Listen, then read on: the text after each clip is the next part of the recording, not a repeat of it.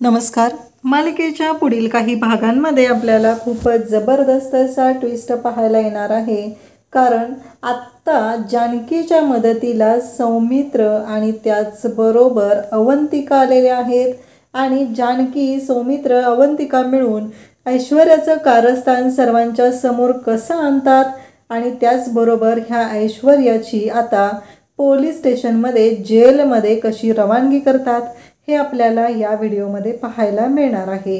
नक्की हे सगळं करण्यासाठी काय काय करावं लागणार आहे, कशा पद्धतीने या गोष्टी होणार आहेत, या सगळ्या गोष्टी आपल्याला या व्हिडिओमध्ये पाहायला मिळणार आहेत. अवंतिका, त्याचबरोबर जानकी, त्याचबरोबर आता सौमित्र हे सगळेजण मिळून ऐश्वर्याची वाट लावणार आहेत. ऐश्वर्याने पुन्हा एकदा इकडे नानांना मारण्याचा प्रयत्न केलेला आहे. तरीही नानांना या सगळ्यातून जानकी स्वतःच्या जीवाची पर्वा न करता वाचवणार आहे आणि त्यामुळं सुमित्राच्या मनात असलेला जो संशय आहे त्या सगळ्या गोष्टी निघून जाणार आहेत आणि या सगळ्यामध्ये अडकली जाणार आहे ती म्हणजे ऐश्वर्या. हे सगळं कसं पॉसिबल होतं हे आपल्याला या व्हिडिओमध्ये पाहायला मिळणार आहे. त्यासाठी हा व्हिडिओ शेवटपर्यंत पहा. तर इकडे जानकी नानांची मनापासून काळजी घेत आहे. त्यांना काय हवं, काय नको या सगळ्या गोष्टी पाहत आहे आणि त्याचबरोबर नानांच्या उशाशी बसून राहत आहे. हे सगळं सुमित्रा पाहत असते. सुमित्राला खूप वाईट वाटत असतं, आपण जानकीवरती उगीच आळ घेतोय. पण तरीही सुमित्राच्या डोक्यात हे असतं की म्हणजे तिला लक्षातच आलेलं नसतं की अजून काय, म्हणजे मी नक्की कोणावर विश्वास ठेवू. या सगळ्या गोष्टींचा विचार सुमित्रा करत असते. कारण तिला कळतच नाही आहे की अजून कसं, म्हणजे कसं मान्य करू मी हे की हे सगळं जानकीनं केलं असेल आणि ऐश्वर्याने तर माझी शपथ घेतली आहे आणि नाना काही अजून व्यवस्थित बोलत नाही आहेत. नानांना नीटसं बोलता येत नाही, त्यांच्या तोंडातून शब्द व्यवस्थित बाहेर पडत नाही आहेत. या सगळ्या गोष्टीची काळजी सुमित्राला लागलेली असते. परंतु सुमित्रा मात्र शांतच राहते. सुमित्रा विचार करत असते. कारण सुमित्राला शर्वरीनं सांगितलेलं असतं की आई तू विचार कर, कारण जानकी वहिनी असं कधीच करू शकत नाही. गेली 10 वर्ष झालं तिने तुला आणि नानांना तिचे आईवडील मानलेले आहेत. ती अनाथाश्रमात वाढलेली आहे. तर कसं शक्य ते सांग ना मला. असं होऊ शकत नाही, कारण जानकी वहिनी आपल्या नानांच्या जीवावर कधीच उठणार नाही. तुला माहिती आहे का, कारण मागे पण जेव्हा ह्या गोष्टी घडलेल्या होत्या माझ्यात आणि विक्रांतमध्ये फूट पाडण्याचा प्रयत्न ऐश्वर्या करत होते, पण जानकी वहिनीने तुम्हाला सगळ्यांच्या विरोधात जाऊन, मी इवन जानकी वहिनीवर इतका आळ घेतला होता तरीही जानकी वहिनीने माझा आणि विक्रांतचा संसार वाचवण्याचा प्रयत्न केला आणि तिने आमचा संसार वाचवला. इकडे ऐश्वर्या मात्र तिच्या वडिलांशी बोलत असते. त्यांना सांगत असते की हे सगळं असं झाले, आता काही करून ह्या म्हाताऱ्याचं तोंड उघडलं नाही पाहिजे. एकदा का याचं तोंड उघडलं की मी संपले, मग माझ्या हातात काहीच राहणार नाही असं ऐश्वर्या सांगत असते. आणि नेमकी जानकी तिथं टेरेसवर येते आणि हे सगळं बोलणं तिचं फोनवरचं ऐकते.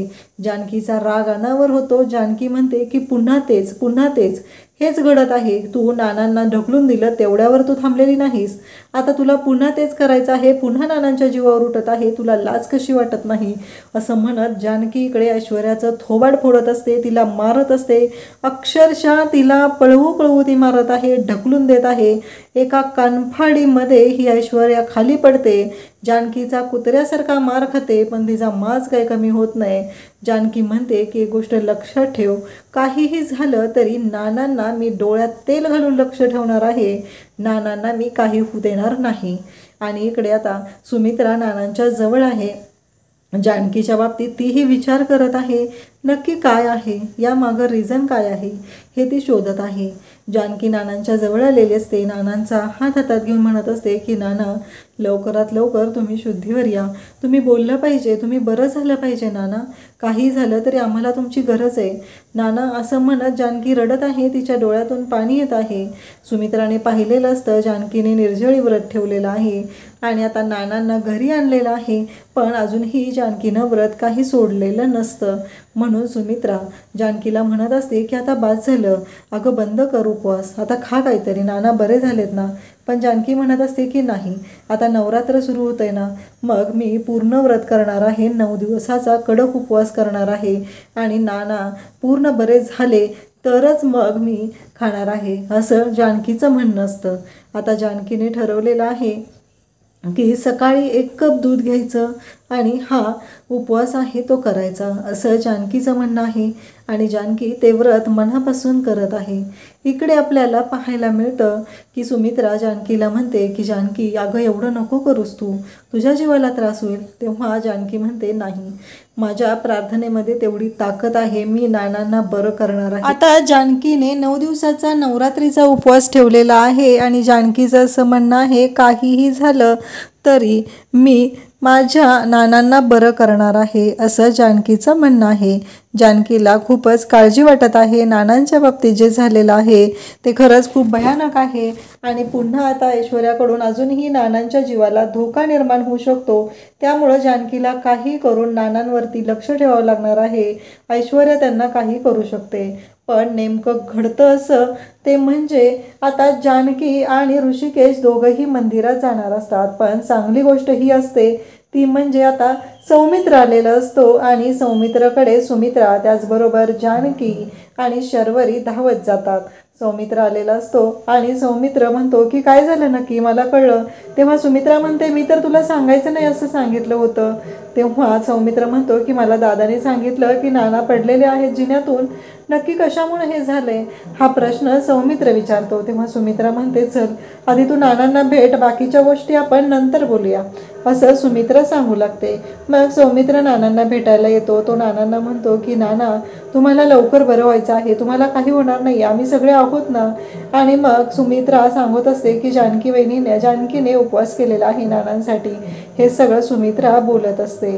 त्यानंतर आपल्याला पाहायला मिळतं की सुमित्राचं असं म्हणणं असतं की काहीही झालं तरी नाना बरेच झालेच पाहिजे. तिकडं सौमित्र येऊन ऋषीला मिठी मारतो. त्याचवेळी सौमित्र, सारंग, शर्वरी चौघही एकत्र आलेले असतात आणि आता हे चौघं भावंड एकत्र आलेले आहेत आणि त्याचबरोबर चौघांचंही असं म्हणणं आहे की नाना लवकर बरे होणार आहेत.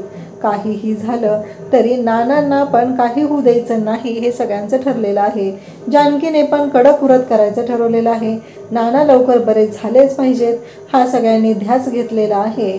आणि मग आता इकडे जानकी आणि ऋषिकेश मंदिरात जायला निघतात, कारण मंदिरात जाऊन जानकीला 108 प्रदक्षिणा घालायच्या असतात. मग इकडे जानकी आणि ऋषिकेश घराच्या बाहेर जाताना गुलाब तिथं आलेला असतो आणि म्हणत असतो की वहिनी साहेब, ह्या तुमच्या साड्या लॉन्ड्रीला दिलेल्या त्या आलेल्या आहे. जानकी म्हणते, तुम्ही आत नेऊन ठेवा, मी आहे जरा बाहेर चालली आहे.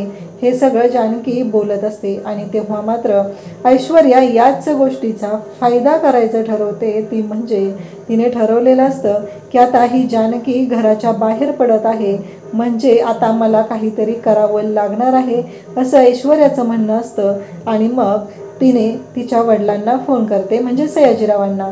आता नानांना संपवायचं आहे, परंतु नानांच्या बाबतीतला कोणत्याही गोष्टीच्या बाबतीत आपल्यावर कोणताही आळ येऊ द्यायचा नाही, असं ऐश्वर्याचं म्हणणं आहे. आणि ती हे सगळं करत आहे. काहीही झालं तरी तिला असं वाटत असतं की आपण जे करत आहोत तेच बरोबर आहे आणि त्याच पद्धतीनं ती वागायचा प्रयत्न करत आहे.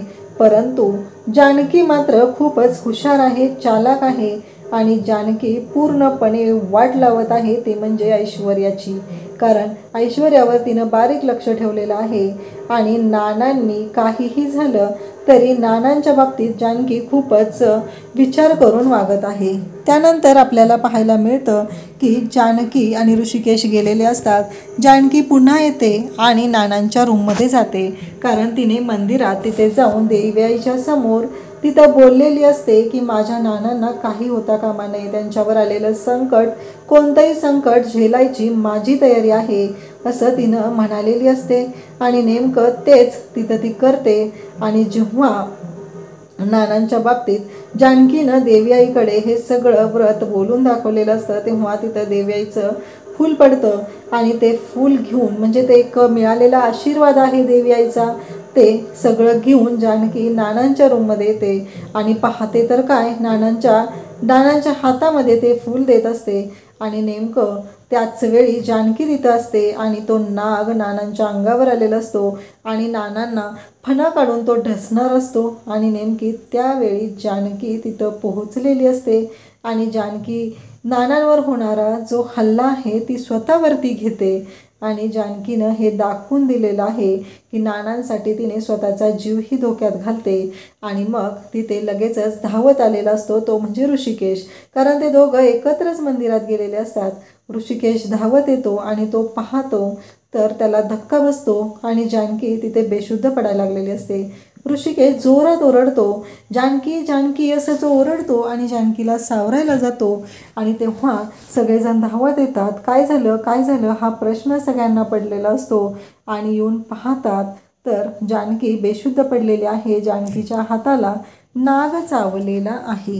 हे जेव्हा यांच्या सगळ्यांच्या लक्षात येतं तेव्हा मात्र इकडे जानकीला वाचवायला तिथे ऋषिकेश आलेला असतो आणि ऐश्वर्याचा डाव पुन्हा एकदा पडतो. मग सर्पमित्राला बोलवलं जातं आणि सर्पमित्राकडून तो नाग पकडला जातो. तो नाग तिथेच कोपऱ्यात रूममध्ये असतो आणि जानकीच्या हातामध्ये असलेलं फूल हा नानांसाठी असलेलं वरदान ठरतं. ते देवीच्या पायाचं असलेलं फूल, देवीनं दिलेला आशीर्वाद जानकीने नानांसाठी आणलेला असतो आणि त्या फुलामुळेच आज नानांचा जीव वाचलेला असतो. म्हणजे देवीने नानांचा जीव वाचवलेला असतो. हे सगळं घडत असतं आणि ह्या सगळ्यामुळं आता एक चांगली गोष्ट घडणार असते. ती म्हणजे जानकी आणि त्याचबरोबर इकडे अवंतिका या सगळ्याजणी मिळून आता पुरून उरणार असतात. जानकी 2 दिवसात बरी होते आणि जानकी घरी असते. जानकी बरी झालेली असते पूर्णपणे. आणि इकडे सौमित्र, त्याचबरोबर ऋषिकेश, जानकी आणि अवंतिका पण आलेली आहे. आणि अवंतिका पण आता इकडे जानकीला मदत करत आहे आणि जानकीला सांगत आहे की नक्की ह्या ऐश्वर्याची कशी वाट लावायची आहे ते. हे सगळं त्यांचं चालू असतं. आणि त्याचबरोबर जानकीने आता पुन्हा एकदा कंबर कसलेली आहे. म्हणजेच आता तिने पुन्हा एकदा हातामध्ये तिने आता तलवार घेतलेली आहे आणि ती ऐश्वर्याच्या विरोधात लढण्यासाठी सज्ज झालेली आहे. आणि जानकी आता सोडणार तर नसतेच ऐश्वर्याला, तिची वाट तर लावणार असते, ती पण पुरेपूर. म्हणजे चांगलाच वचपा काढणार असते. जानकी दाखवून देणार असते ऐश्वर्याला की तिची लायकी काय आहे आणि ती कशा पद्धतीने राहू शकते. हे सगळं आपल्याला हे पाहायला मिळणार आहे. नानांचा जीव तर जानकीनं वाचवलेला आहे आणि या सगळ्यामध्ये जानकीनं सुमित्राचं मन जिंकलेलं आहे. आणि सुमित्राला आता खूप छान वाटत आहे की तिने नानांचा जीव वाचवलेला आहे. जानकीवर तिने मात्र जे आरोप केलेले होते त्यासाठी सुमित्राने जानकीच्या समोर हात जोडलेले आहेत.